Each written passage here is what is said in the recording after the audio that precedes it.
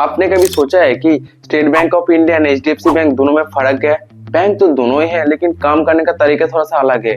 अगर आप भी कंफ्यूज है कि public sector bank and private sector bank दोनों में डिफरेंस क्या है, तो ये वीडियो आप ही के लिए है। पब्लिक सेक्टर बैंक वो बैंक होता है जिसका ओनरशिप 50 एंड 50% से ज्यादा गवर्नमेंट के पास रहता है, उसको पब्लिक सेक्टर बैंक बोला जाता है। जैसे कि आपका हो गया यूको बैंक हो गया, पंजाब नेशनल बैंक हो गया, एसबीआई हो गया। इसका मेन फोकस रहता है फाइनेंशियल इंक्लूजन एंड यानी देश का हर जनता के पास बैंकिंग सिस्टम का सिस्टम प्रोवाइड हो, उसका फोकस यही रहता है। और दूसरी तरफ रहता है private sector bank. Private sector bank वो बैंक होता है जिसका ओनरशिप एंड कंट्रोल कोई private company and individual person के पास रहता है। तो इसका जैसे हो गया आपका ICICI bank, HDFC bank etcetera. तो इनका मेन फोकस यही रहता है कि fast and secure service provide करवाना और इनोवेशन प्रोवाइड करना। ये दोनों बैंक की हमारा देश के इकोनॉमी को ग्रो करने का बहुत ज्यादा मदद करता है। कोई गवर्नमेंट स्कीम हो गया, रूरल कोई लोन देना हो तो वो पब्लिक सेक्टर बैंक प्रोवाइड करता है। और सिमिलरली कोई एडवांस टेक्नोलॉजी लेकर के साथ पूरा इनोवेशन करना हो तो वो आपका प्राइवेट सेक्टर बैंक भी इन्वॉल्व रहता है। इन दोनों का डिफरेंस कुछ की फैक्टर के बेस पे किया गया है, जिसमें से फर्स्ट आता है रेगुलेटरी फ्रेमवर्क।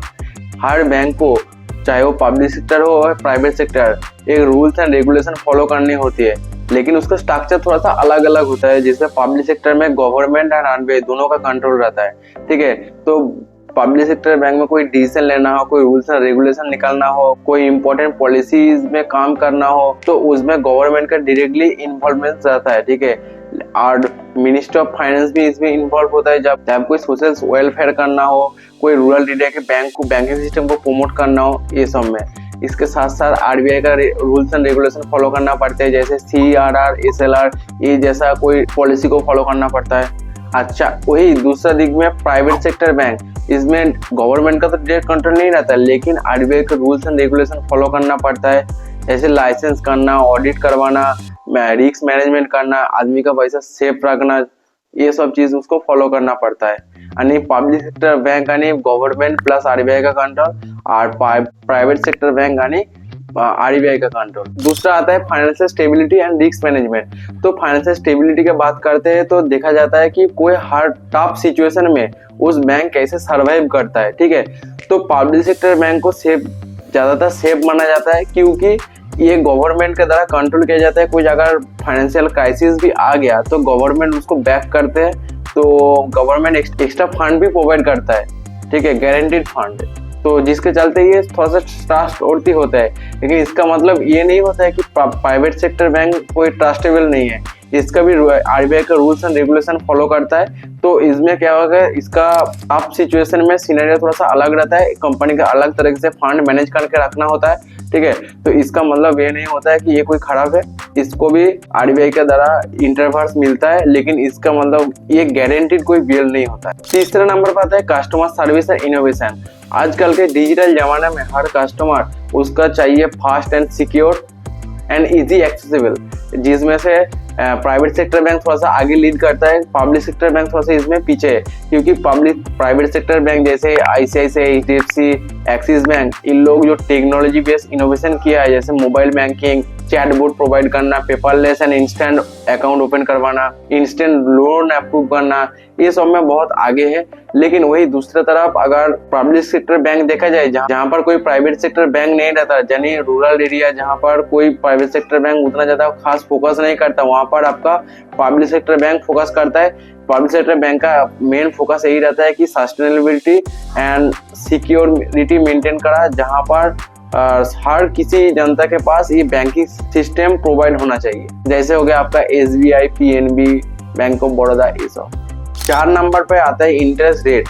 ओके, जब हम लोन एंड इंटरेस्ट रेट पे बात करते हैं तो इसमें public sector bank and private sector bank दोनों का अप्रोच थोड़ा सा अलग रहता है।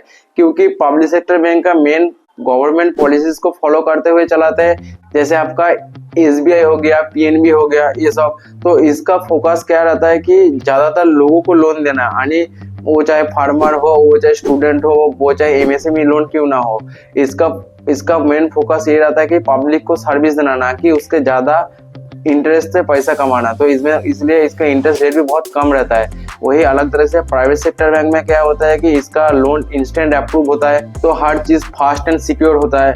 इसका हर चीज काम फास्ट एंड फ्लेक्सिबल होता है, जिसके चलते इसका इंटरेस्ट रेट भी बहुत हाई रहता है। तो ये ज्यादातर उन लोगों को फोकस करता है जो सैलरी पर्सन हो, जो बिजनेसमैन हो, जो सेल्फ एम्प्लॉयड हो, तो ये ज्यादातर उन लोगों में फोकस करता है। लास्ट में आता है कि प्रॉफिटेबिलिटी एंड ग्रोथ। तो इस चलते में देखा जाए तो पब्लिक सेक्टर बैंक और प्राइवेट सेक्टर बैंक के दोनों का अप्रोच थोड़ा सा अलग रहता है। पब्लिक सेक्टर बैंक गवर्नमेंट का रूल्स एंड रेगुलेशन फॉलो करता है एवं गवर्नमेंट का जो स्कीम रहता है उस सिनेरियो में काम करता है, जहाँ पर इंटरेस्ट मार्जिन बहुत कम रहता है। ठीक है, तो इस चलते हुए पब्लिक सेक्टर बैंक को प्रॉफिट एंड ग्रोथ थोड़ा सा कम रहता है एंड स्टेडी होता है। तो वही प्राइवेट सेक्टर बैंक उस एरिया में फोकस करता है जहाँ पर सैलरीड पर्सन, बिजनेसमैन, उसको जिसको फास्ट लोन चाहिए, जो बहुत जल्दी लोन चाहिए, तो उन लोगों को फोकस करता है, जिसके चलते उसका इंटरेस्ट मार्जिन बहुत हाई रहता है। तो इस चलते उसका प्रॉफिट एंड ग्रोथ भी हाई होता है।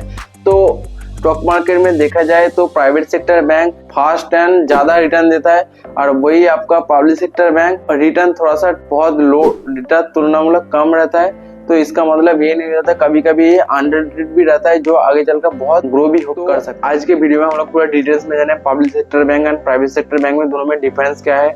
तो वीडियो अच्छा लगा है तो लाइक, कमेंट और सब्सक्राइब करके बिल्कुल मत भूलना। ऐसे ही फाइनेंशियल वीडियो और भी जानने के लिए ये वाला वीडियो देखिए। तब तक के लिए बाय बाय।